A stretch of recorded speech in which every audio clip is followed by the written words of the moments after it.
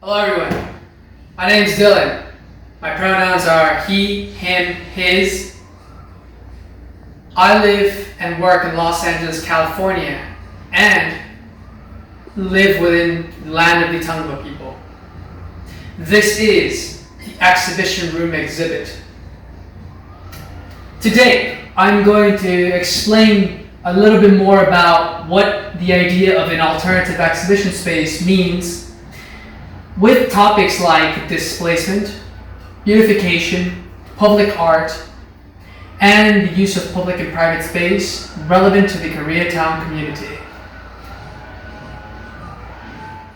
We will now talk about the work you see behind me. I created this, which I call an untraditional mural, because I was thinking about the idea of the alternative exhibition space. Normally, I exhibit in the public realm, outside, but this time around, I decided to exhibit work inside, in the private realm, at my private residence in Koreatown, Los Angeles. This work talks about the alternative exhibition space in a very specific sense. I am very focused on exploring an alternative space through the many functions or layers that this space has. For example, I work, I exhibit, and I live in the same space. As you can see, there is a lamp, there is a bed, there is all this, and this makes a part of the alternative exhibition space for me. When museums and galleries all over the world were thinking about how they should exhibit their exhibitions virtually due to the pandemic, I thought I could do something similar. As a result, I have been exploring the idea of sharing the intimacy of the private residence with the public via website, via internet. I look very forward to continue exploring this idea. However, I also look forward to evolving it in the near future. We will now be moving on to this wall here. Here we have 4 bench models put in compass orientation, all representing north, south, east, and west. Walking around Koreatown is very interesting. It isn't just comprised of Korean people. In 1939, the Homeowners Loan Corporation, Hulk Maps, put together a system that discriminated people based on income level. Some people were placed in better neighborhoods, some people were placed in alright neighborhoods, and even more, others were placed in disadvantaged or very poor neighborhoods. Koreatown, Little Tokyo, and Chinatown are just a few examples. I would like to create, using these bench models, I would like to create public art that talks about the diversity, the rich cultures, and the interesting layers of history that Koreatown has. More specifically, I'd like to use the Hulk maps to extend the boundaries of where Koreatown starts and where it ends. I'd like to go in all four directions. Additionally, I'd like to create a sort of system where the sidewalks are more activated. My most recent trip to Mexico has taught me that a sense of community, which is really true, is created within public areas.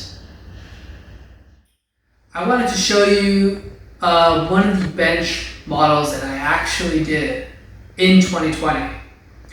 This right here is made out of pine wood.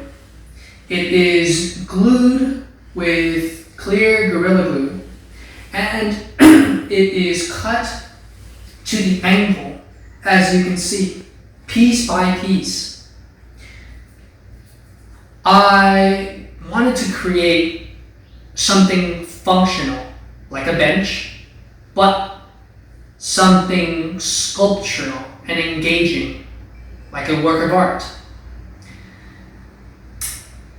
In 2021, I participated in a metalworking, and I learned furniture design and everything that I needed to learn about metalworking at the Penland School of Craft in North Carolina.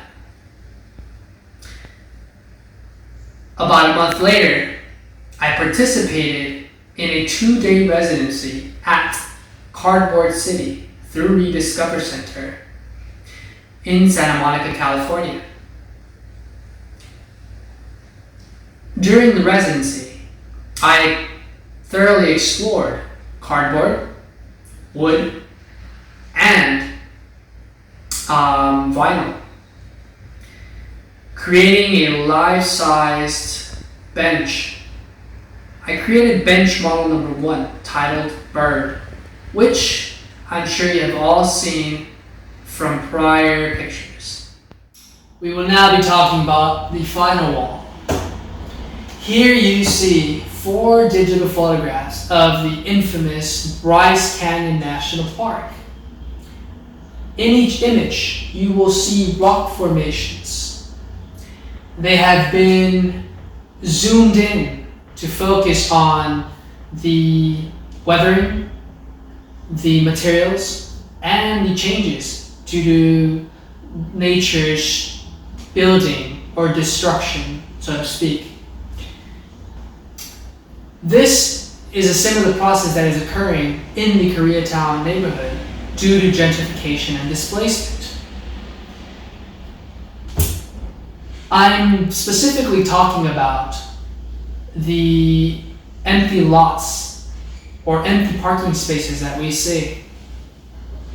For some time, they're untouched or unused, but then suddenly a big construction company comes over, takes over the space, places their giant banners outside for everyone to see, and quickly building ensues. As a result, what we get is apartment complexes, condominiums, luxury apartments of the sort, or lofts. These photographs you see here will serve as documents for what once was and no longer is. Due to gentrification and displacement, how many more people of color, how many will be displaced to the margins of LA County or elsewhere due to the high cost of living? How many more will struggle to continue to live in this area as the price of living becomes greater and greater? In 10 years, what will Koreatown, the Koreatown we know today, look like? Will you and I, members of the community, or for those of you who live here, still be here then? These are some questions to think about. Well, this is the end of the tour. I want to give a special thank you to Nika Aquino, artist and curator, founder of the Mata Art Gallery, for supporting me in realizing this exhibition. Mata Art Gallery promotes works by BIPOC, queer, disabled, and working class emerging artists, some like myself.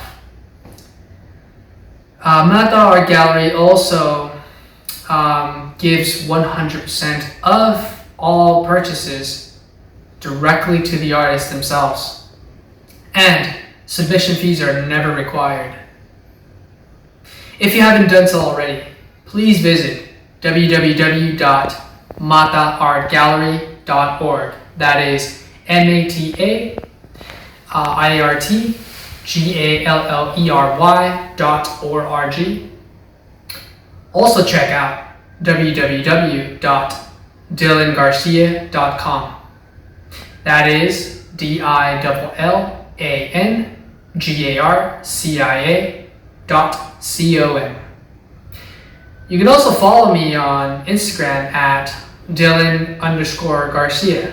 That is DILLAN_Garcia, GARCIA 93. Thank you very much for watching. I hope you've learned more about the exhibition room in relation to topics that affect the Koreatown community. Until next time, goodbye.